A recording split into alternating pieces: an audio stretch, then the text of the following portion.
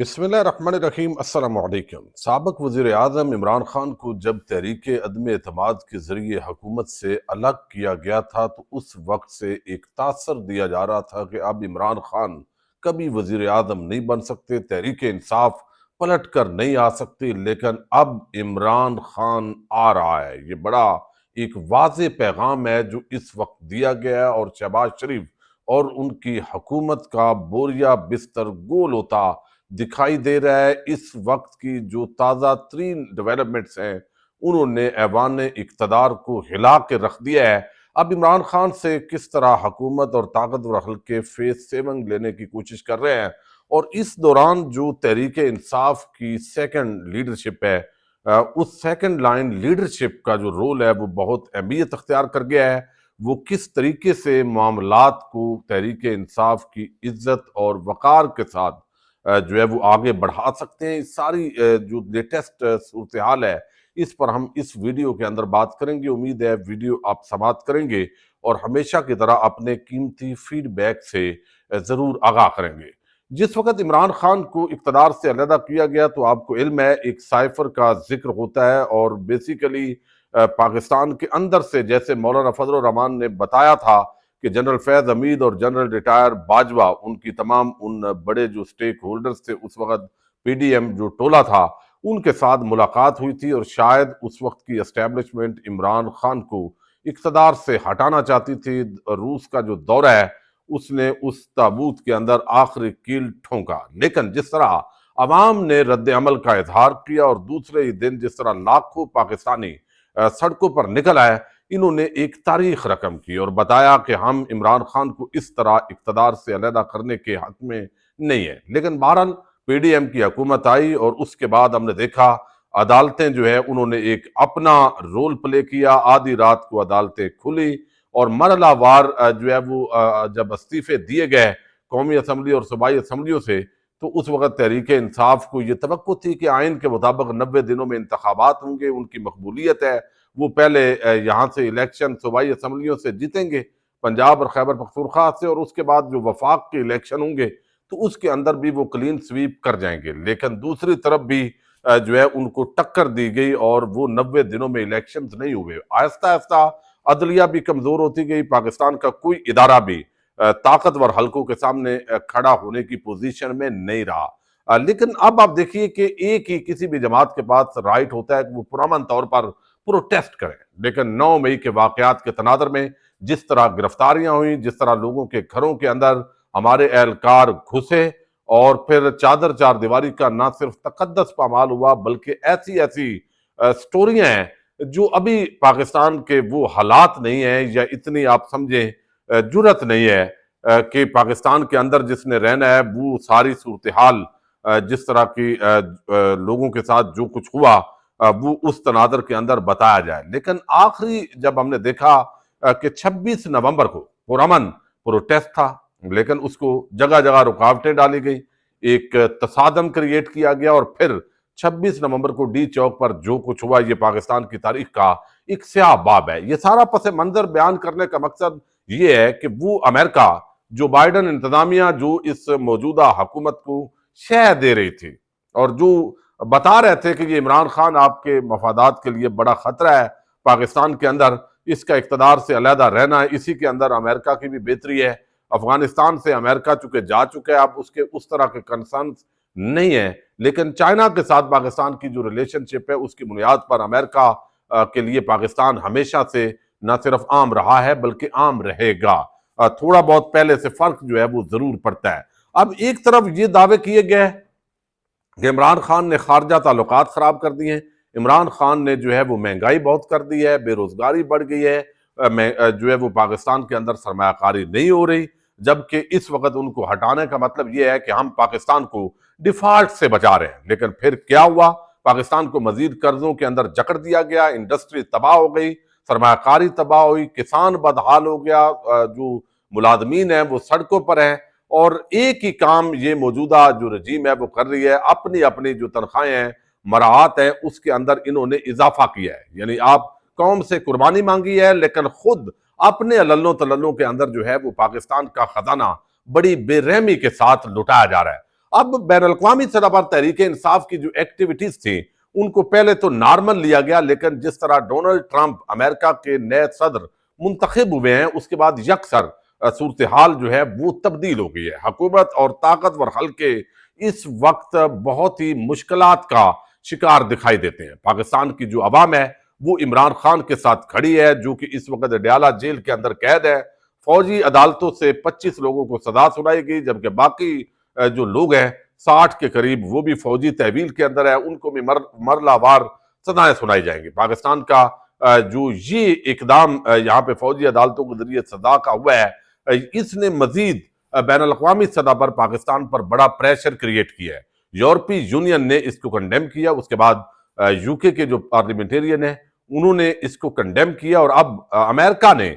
بالآخر، حالانکہ Joe Biden سرکار ہے آخری دن ہے، چل رہے ہیں 20 جنوری کو ڈونلڈ ٹرمپ کو اقتدار جو ہے وہ ٹرانسفر ہونا ہے، اور انہوں نے اپنی ٹیم کے ساتھ جو ہے وہ محاذ سنبھالنا ہے۔ اقتدار سنبھالیں گے تو امریکن، آپ کو علم ہے پوری دنیا کے اندر ایک اثر و رسوخ ہے، اس سے انکار تو نہیں کیا جا سکتا۔ تو وہ اب سارے معاملات کے اندر جو ڈونلڈ ٹرمپ کی جو ٹیم ہے اس کے ایک نہیں بلکہ مختلف ممبران مسلسل پاکستان کے طاقتور حلقوں اور حکومت کے لیے درد سر بنے ہوئے ہیں۔ ان کے جو بیانات ہیں وہ انتہائی واضح دکھائی دے رہے ہیں کہ عمران خان آپ کو رہا کرنا پڑے گا، اور اس کے ساتھ ہی میں آپ کے سامنے 2-3 چیزیں اس کے اندر رکھنا چاہتا ہوں۔ امریکہ نے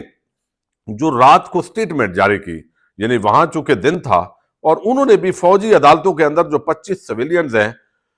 ان کو سزائیں دینے کے اندر جو ہے وہ کنسرنز کا اظہار کیا ہے۔ After UK, European Union, UK and now USA also issues a statement on military court convictions. United States is deeply concerned that Pakistani civilians have been sentenced by a military tribunal for their involvement in protest on 9th May 2023. These military courts lack judicial independence, transparency and due process guarantees. یہ باقاعدہ طور پر جو ہے وہ بتایا گیا ہے کہ یہ یہاں پہ جو ہے وہ ان کو ڈیو پروسیس نہیں ہوا، فیئر ٹرائل کا حق نہیں ملا۔ یورپی یونین نے تو اس کو نتھی کیا ہے کہ جو GSP+ سٹیٹس ہے، وہ سٹیٹس جو ہے وہ پاکستان کا متاثر ہو سکتا ہے، اور اس سے اربوں ڈالر کا پاکستان کو نقصان ہوتا ہے۔ جو فری ٹریڈ وداؤٹ ٹیکس جو ہے وہ کی جاتی ہے، تو پاکستان یہ متحمل نہیں ہو سکتا۔ عمران خان نے سول نافرمانی کی تحریک جو ہے وہ اعلان کر رکھا ہے، تو اگر فارن ریمیٹنسز بھی کم ہوتے ہیں تو یہ ایک اور زیادہ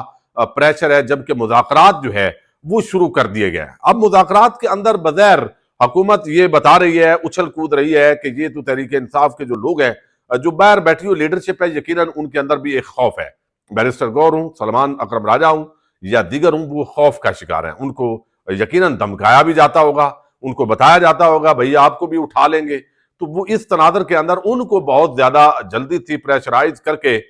تو کہا گیا بھئی فوری طور پہ مذاکرات کریں کمیٹی، تو ان سے پہلے منت ترلا کروایا گیا تاکہ نون لیگ کے لوگ یہ کہہ سکیں کہ دیکھیں PTI جو ہے اب اسی حکومت کے ساتھ مذاکرات کر رہی ہے جو فارم 47 کی یہ حکومت کہتے ہیں، اور انہوں نے انڈورس کر لیا ہے۔ سپیکر جو قومی اسمبلی ہے وہ اس کے اندر انہوں نے اپنا ایک کردار جو ہے اس وقت شو کیا ہے۔ اب اس مذاکرات کا جو معاملہ ہے یہ ایک سامنے ہونے والے مذاکرات ہیں، لیکن دوسری طرف اصل میں جو سارا اس وقت ٹیم ہے آگے، جو ٹرمپ کی انتظامیہ ہے، وہ پہلے ہی اب ایک تو یونائٹڈ نیشنز کی طرف سے بھی ایک سٹیٹمنٹ آئی ہے، اور یہ معاملہ ہے پارا چنار کے اندر، جس طرح آپ کو علم ہے راستے بند ہیں، 2 لوگوں کو پرسوں بھی ان کا بڑا بے رحمی کے ساتھ مرڈر کیا گیا ہے۔ وہاں پہ اشیاء خورد و نوش کی کمی ہو گئی ہے، ادویات کی کمی ہو گئی ہے، ہیلی کاپٹر کے ذریعے ایدی جو ہے ویلفیئر وہ پہنچا رہی ہے، KP حکومت پہنچا رہی ہے، پنجاب حکومت کا بھی ایک ہیلی کاپٹر ادویات لے کر پہنچا ہے۔ تو معاملات وہاں پہ کافی گمبھیر ہیں، کوشش کی جا رہی ہے، لیکن پھر بھی جو ہے وہ افغانستان کے اندر سے بھی انٹرفیئرنس کی جو ہے وہ اطلاعات آ رہی ہیں۔ اب یہ تو ہیں انٹرنل معاملات، ایکسٹرنل جو پریشر ہے ارد گرد افغانستان کے ساتھ بھی معاملات۔ ہمارا وزیر جو دفاع ہے وہ اتنا آپ سمجھیں بے وقوف کہیں یا جو بھی کہیں، کوئی نہ کوئی وہ وزیر مخولیات، اگر کوئی مخولیات کی یا وہ کہتے ہیں کوئی اس طرح کی بھانڈ قسم کی وزارت ہوتی تو اس کو سربراہ رکھنا چاہیے تھا، لیکن وہ اب سلطان محمود غزنوی لٹیرا ہے، ڈاکو ہے، اس پر بھی اب افغانستان کی حکومت نے ایک رد عمل کا اظہار کیا ہے۔ اچھا، اب یہاں پہ جو رچرڈ گرنیل انہوں نے یہ بالکل سلو نہیں ہو رہا ہے۔ اب جو سٹیٹمنٹ امریکنز نے جاری کی ہے، باقاعدہ ان کے جو سیکرٹری آف سٹیٹ ہیں میتھیو ملر، انہوں نے کہا تھا United States is concerned by the sentencing of Pakistani civilian in military tribunal and calls upon Pakistani authorities to respect the rights to fair trial and due process. اب یہ بیان جو امریکہ کی طرف سے سیکرٹری آف سٹیٹ نے جاری کیا، اس پر رچرڈ گرنیل نے مزید کہا ہے، یعنی جو ابھی آگے اسپیشل جن کو ایلچی مقرر کیا گیا ہے ہارٹ ایریاز کا، وہ کہتے ہیں یو آر لیٹ، کہ جناب وزیر خارجہ صاحب آپ لیٹ ہو گئے ہیں، and this is too little, یہ بہت تھوڑا ہے جو آپ کہہ رہے ہیں، اینڈ ٹو ویک، بہت کمزور آپ نے بیان جاری کیا ہے۔ اسپیک نارملی، نارمل بات کریں، فری عمران خان، کہ عمران خان کو رہا کیا جائے۔ اب وہ اپنے جو وزیر خارجہ ہے امریکہ کا، ان کو کہہ رہے ہیں کہ یہ بہت کمزور آپ نے موقف دیا ہے۔ پھر جو رچرڈ گرنیل ہیں وہ پاکستان کا پاک پیک انہوں نے ان کا شائعہ دیا ہے، کھانا دیا ہے، وہاں انہوں نے وزٹ کیا ہے، وہاں پر بھی انہوں نے پاکستانیوں کے ساتھ اظہار ہمدردی کی ہے۔ اب یہ جو سارا معاملہ ہے سب کو پتہ ہے، پاکستان کی عوام عمران خان کے ساتھ کھڑی ہے، ان کو جیل کے اندر بند کیا ہوا ہے۔ اب ان حالات کے اندر اب جاوید لطیف جیسا بندہ کہتا ہے مجھے مذاکرات پر دکھ نہیں ہے، لیکن عمران خان کو باہر ہی نکالنا ہے تو حکومت وقت کو جیل میں ڈال دیں۔ پی ٹی آئی کی مذاکراتی کمیٹی 1-2 ملاقاتوں سے زیادہ آگے نہیں جائے گی، میں بالکل کلیئر ہوں کہ عالمی قوت کا دباؤ ہے۔ اب یہ بات جو ہے نا، یہ ایک طرف کی جا رہی ہے۔ اچھا، دوسری طرف جو ہے، جو اصل خبر ہے، ایک اور چند دن پہلے ایک خبر دی گئی تھی، آپ کو علم ہے، نصرت جاوید جو سینئر صحافی ہے، کہ ڈونلڈ ٹرمپ کے ساتھ ایک عام ملاقات ہوئی ہے پاکستانی کی، اور وہ ہم نے دیکھا ان کی خبر درست نکلی ہے، سجاد برقی کی۔ اب انہوں نے خبر دی ہے کہ امریکہ سے ایک صاحب نے کہا ہے کہ آپ کو اصل طاقت کا پتہ جو ہے نا وہ ابھی نہیں، اصل طاقت کا پتہ ہی نہیں ہے۔ عمران خان کی اصل طاقت امریکہ میں سب ایجنسیوں کی ماں ہوم لینڈ سیکیورٹی کے سربراہ بنائی گئی ٹوسلی گیبرڈ ہے۔ انہوں نے کہا کہ اصل تو جو اس کا دل عمران خان پر آیا ہوا ہے وہ اور کسی کا نہیں ہے، یعنی یہ اور تناظر کے اندر بات کر رہے ہیں، لیکن مقصد یہ ہے کہ ایک سے زیادہ عام ذمہ دار جو اس وقت امریکہ کے اندر ڈونلڈ ٹرمپ کی انتظامیہ کا حصہ ہیں، وہ اس وقت جو ہے وہ پاکستانی جو اوورسیز امریکن ہیں ان کے ساتھ وہ کھڑے ہیں، چونکہ انہوں نے ووٹ کے اندر بھی جو ہے وہ سپورٹ دی۔ جس طرح یہ حکومت بنی ہے تو مقامی لوگوں کا ایک انفلوئنس ہوتا ہے، اور ان کی ڈیمانڈ وہ سارے مظالم انہوں نے رکھے ہیں۔ اور پھر اس نون لیگ کی بے وقوفی یہ ہے کہ یہ مسلسل جب ٹرمپ اقتدار سے علیحدہ ہوئے ہیں تو انہوں نے عمران خان کی شخصیت کو ڈونلڈ ٹرمپ کے ساتھ نتھی کیا ہے کہ یہ پاکستان کا ڈونلڈ ٹرمپ ہے، اور یہ ساری چیزیں اس وقت جو ہے وہ سامنے ہیں۔ ان حالات نے مجبور کر دیا اس وقت ایوان اقتدار اسلام آباد کے ایوانوں کے اندر ایک زلزلہ ہے، پریشانی ہے، اور اب اس سے نکلنا، جہاں پہ ایک طرف بھارت ہے وہ اپنی لابنگ کے اندر مصروف ہے، پاکستان کی جو اندرونی جنگ ہے وہ امریکہ کے اندر ہونا کوئی اچھی بات نہیں ہے۔ یہ معاملات خود ہی پاکستان کے اداروں کو حل کرنے چاہیے تھے قانون اور آئین کے مطابق، لیکن جب آپ اس سطح پہ جاتے ہیں تو اب اتنی بڑی ایک طاقت جس کا ایک انفلوئنس ہے عمران خان، اس کو میرٹ پر، یعنی اگر وہ سمجھتے ہیں کہ صرف اسٹیبلشمنٹ جو اپنا اثر و رسوخ ہے وہ عدالتوں سے ہٹا لے تو کیس تو ہے ہی کوئی نہ عمران خان پر نہ ان کے فالورز پر، تو معاملات بہتری کی طرف اگر لے جانے ہیں تو اسٹیبلشمنٹ کی بھی اب مجبوری بن چکا ہے کہ موجودہ جو کھاؤ قبائل کا ایک جو ٹولہ ہے جس کو اقتدار پر فارم 47 کے ذریعے مسلط کیا گیا ہے، ان کو گھر بھیجا جائے اور فری اینڈ فیئر الیکشن کی طرف بڑھا جائے، اور پاکستان کے اندر ایک باقاعدہ قانونی اور آئینی قسم کا جو سموتھ